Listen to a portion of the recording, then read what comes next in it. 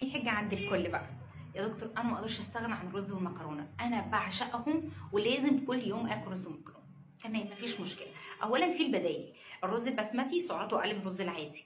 المكرونه في دلوقتي موجوده في السوق حاجه اسمها المكرونه البني، بتكون معموله بذره، بدقيق الذره، مفيش مشكله. ممكن اخد رز بسمتي او مكرونه بني. لو انا ما عنديش الحاجات دي ومش متاح عندي ان انا اجيبها، عادي جدا اخد الرز والمكرونه اللي موجود في البيت عندي، بس بدل ما اعمله بسمنه وبزيت وكده، لا انا اعمله مسلوق، يبقى صحي اكتر وفي نفس الوقت سعراته قليله، واخد الكميه بتاعتي من حصصها، من بدايل الحصص النشويات بتاعتي. يعني اخد حصه الرز، ياخد حصه المكرونه، ياخد حصه العيش البلدي، ياخد حصه العيش العيش السني، يا اما التوست البني. اي حصه من دول، المهم انا طبخها ازاي وكميتها مناسبه للحصص بتاعتي ولا لا. حاجه كمان يا دكتور، انا بعشق الحلويات. ما تقوليليش بقى ما تاكليش حلويات، انا لو ما اكلتش حلويات بتجنن.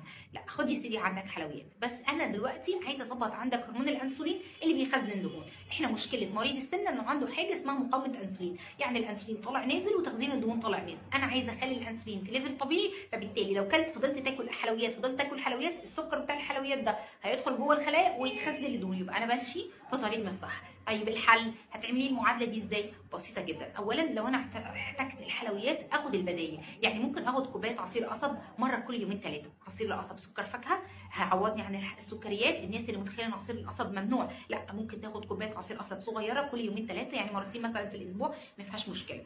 عسل النحل حلو جدا، بيعوض لي السكر. اعمل اي مشروب بعسل النحل. في ناس بتعمل حلويات بعسل النحل في نفس الوقت، يعني ناخد علبه الزبادي نحط عليها مكسرات وعسل نحل، انت خدت وجبه حلويات تعوض لك احتياجك للسكر كويس جدا. سكر الفاكهه احسن حاجه تظبط هرمون الانسولين وتعوض شراهتك للحلويات.